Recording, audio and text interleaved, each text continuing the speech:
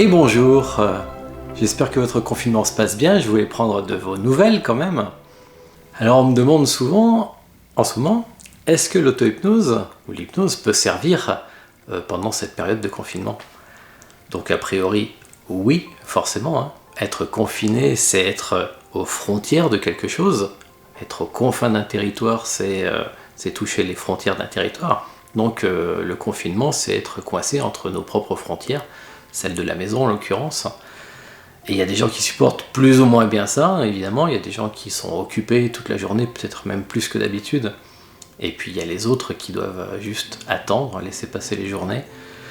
Donc là, évidemment, l'hypnose, ça permet de voyager, de s'évader en esprit, que ce soit en hypnose traditionnelle qui dissocie, donc on plonge à l'intérieur de soi dans des paysages imaginaires ou des anciens souvenirs. Ça peut être aussi en auto-hypnose humaniste, vous savez, la version qui permet d'ouvrir son esprit. Et à ce compte-là, on va vraiment, parce que c'est le but de l'induction humaniste, dépasser nos propres frontières, c'est ce qu'on fait toujours, même hors période de confinement.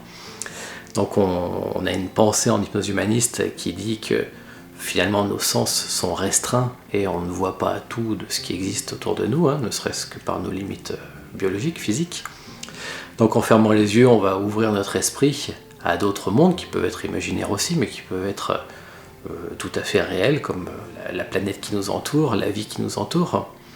On pourrait se retrouver à la montagne, par exemple, si on veut voyager comme ça.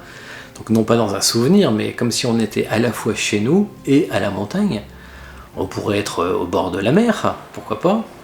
On pourrait être en forêt. On pourrait être au bord d'une rivière. Bref, voyager vraiment. Non pas donc comme dans des anciens souvenirs, mais comme réellement, comme si on était dans une sorte de réalité augmentée. C'est d'ailleurs pour ça qu'on appelle ça des états de conscience augmentés. Et ça pourrait vous décloisonner, vous aider à mieux supporter cette période de confinement. Alors évidemment, si vous avez plein d'occupations dans la journée, la question ne se pose peut-être pas, et vous aurez peut-être besoin plutôt de vous reposer, de vous relaxer. Il y a d'autres séances qui permettent ça, par exemple le bain d'hypnose, c'est une technique millénaire. Donc millénaire, c'est pas pour rire, c'est que ça servait dans les temples d'Esclapios il y a plus de 2000 ans, donc c'est vraiment une technique millénaire, quelque chose qui est juste là pour vous relaxer. Vous savez que l'hypnose, c'est pas spécialement lié à la relaxation ou à la méditation ou autre, mais là, ça pourrait effectivement vous déstresser, un petit bain d'hypnose. Donc pourquoi pas, pour ceux qui sont en stress ou en fatigue à cause de cette période spéciale. Et puis il y a peut-être les gens qui ont des peurs qui remontent, des angoisses. Bon, ça peut faire toutes sortes de choses, je ne vais pas rentrer après dans des détails qui peuvent effrayer certaines personnes. Enfin, il y a des compulsions, il y a des angoisses plus ou moins marquées.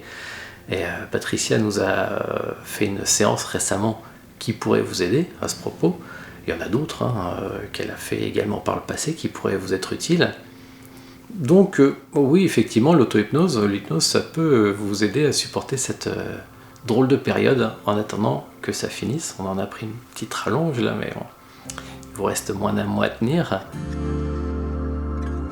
Et puis je vais vous faire d'autres vidéos, évidemment, on va avoir la suite des exercices de démonstration du livre L'auto-hypnose pour les débutants. Alors vous savez que ce sont des exercices du livre, ce ne sont pas comme les séances d'hypnose que je vous fais d'habitude, qui peuvent être plus professionnelles ou plus élaborées.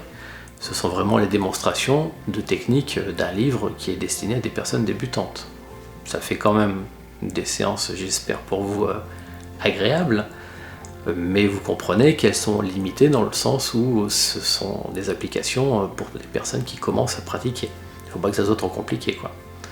Et je reçois aussi plein de questions tous les jours, je reçois des questions sur l'hypnose, sur les séances justement, si j'entends pas tout à la fin, si je me suis endormi, si j'ai des petits mouvements parasites, est-ce que ça gêne? Enfin bref, j'ai encore plein de questions que je reçois auxquelles je n'ai pas répondu, alors je vais vous faire aussi la suite de ces vidéos de questions et réponses. Bref, on va voir de quoi s'occuper, tenir ce petit mois qui nous reste avant de reprendre de bonne humeur à la fin de cette période parenthèse dans notre année. Voilà, je vous souhaite plein de bien, prenez soin de vous et à bientôt.